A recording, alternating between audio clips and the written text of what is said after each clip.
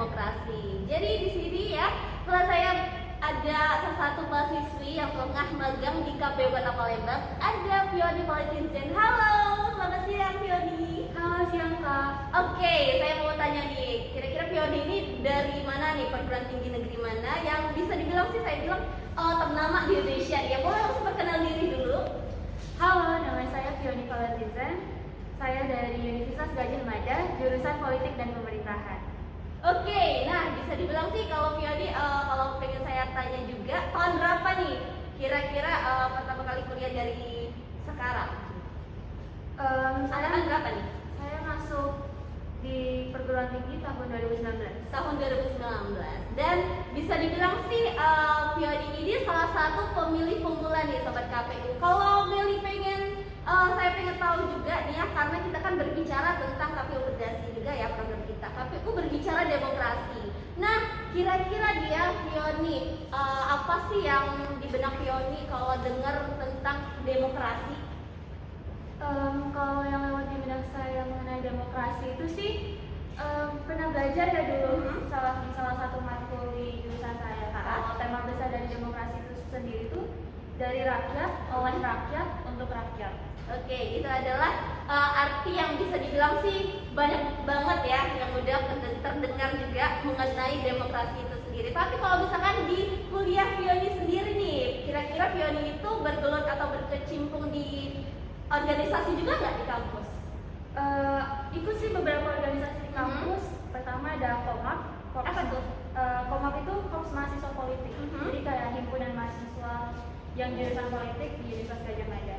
Terus aku juga aktif di UKM Futsal dan Sepak Bola sebagai manajer sepak bola. Terus juga ada UKM Fakultas of Humanity, itu tuh mengenai kemanusiaan.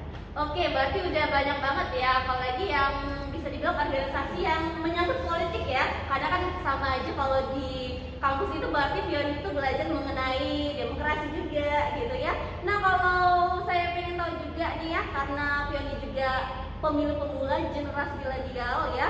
Kalau misalkan saya pengen tahu nih, seberapa penting sih pemilu itu sendiri? Pemilu itu sendiri menurut aku sangat penting ya untuk saya terutama sebagai pemilih pemula untuk ikut berpartisipasi aktif. Mengingat kalau saya nggak salah baca, Indonesia itu sedang melewati yang namanya bonus demografi, dan kalau nggak salah 30% dari total pemilih di Indonesia itu pemilih pemula. Jadi bisa dilihat kalau pemilih pemula itu kontribusinya itu sangat besar terhadap kestabilan politik Indonesia. Oke, nah berarti kalau Fioni sendiri berarti udah pernah dong yang namanya memilih yang namanya pemimpin, apalagi khususnya kepemiluan gitu. Tahun berapa sih pertama kali Fioni milih gitu?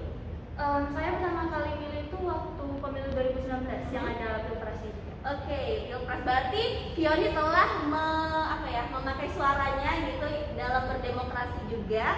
Nah, kalau bisa dibilang sih ada pasti ya kesan pertama Fioni pas yang namanya milih pemilu ya, ikutan pemilu itu gimana kesan pertamanya? Atau bingung gimana nih, atau mungkin Fioni searching dulu gimana caranya dan lain-lain? Kalau kesan pertama sih jujur antusias banget bisa ikut berpartisipasi aktif, mau lihat kayak mau dibawa kemana negara ini gitu-gitu. Tapi kalau misalnya searching gitu, mungkin kebetulan karena saya juga mahasiswa jurusan politik dan pemerintahan, nggak terlalu lama searching itu ya, kayak ya dikerjain aja sesuai apa yang udah sering disosialisasikan juga kan oleh Iya, apalagi bisa kayak dari sosmed segala macam kan bisa dilihat gitu ya. Nah, jadi Fioni sendiri itu pas milih kan pasti lihat dong ya track record dari calon pemimpin itu sendiri. Nah, ada nggak sih kriteria khusus yang menurut Fioni itu cocok untuk memimpin rakyat? Yang kayak gimana? Kalau kriteria khusus menurut aku sih, itu yang pertama pemimpinnya tuh harus terbuka ya terhadap masukan, baik dari rakyat atau stakeholder lain. Terus juga karena sekarang lagi situasi pandemi ini, aku rasa penting banget punya pemimpin yang mengedepankan data dan pendekatan saintifik. Terus juga mungkin pemimpin yang up to date terhadap permasalahan yang ada di daerahnya sehingga bisa menciptakan good governance yang maksimal. Oke, nah jadi kita pernah lihat juga nih banyak banget yang namanya calon pemimpin, bisa dibilang sih generasi milenial yang mungkin ya seumuran sama kita ya Fionia, yang udah ikutan kira-kira pendapat Fioni sama generasi milenial yang udah berani untuk speak up ataupun untuk namanya ikut nyalek itu gimana sih pendapat Fioni?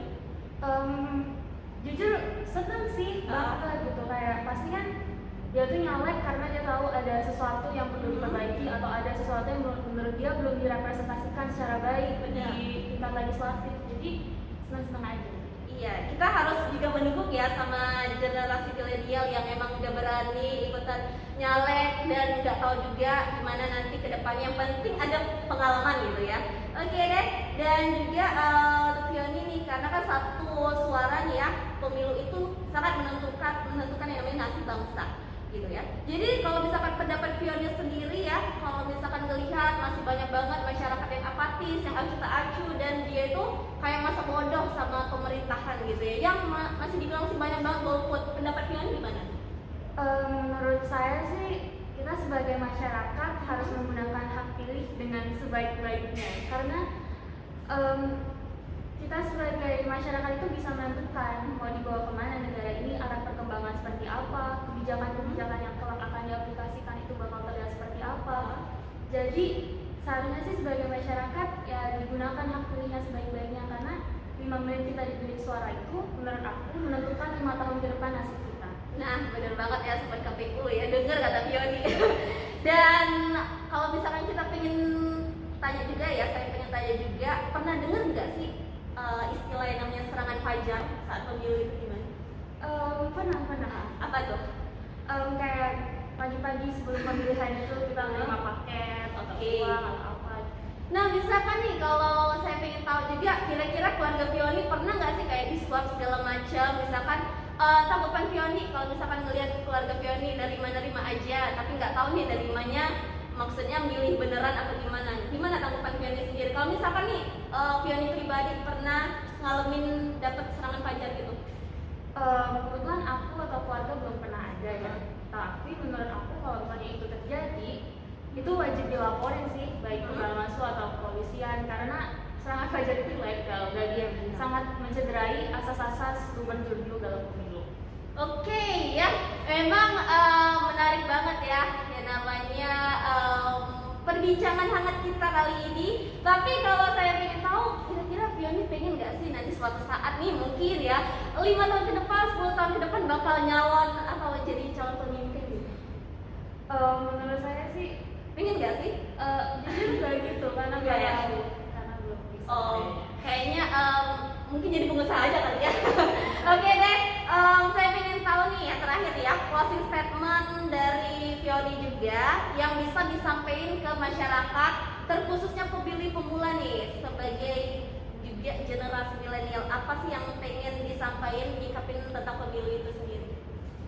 Mungkin ngulang yang tadi ya, 5 menit kita di bilik suara itu menentukan 5 tahun ke depan nasib kita. Jadi jadilah perubahan yang ingin kamu lihat di negeri ini. Oke, tepuk tangan dulu ya untuk kita juga di sini, dan yang pastinya sobat KPU yang mendengarkan semoga meresapi juga perbincangan hangat kita. Ini ada mahasiswi yang tengah magang ya di KPU Kota Palembang dari Universitas Gadjah Mada. Terima kasih ya Fioni ya.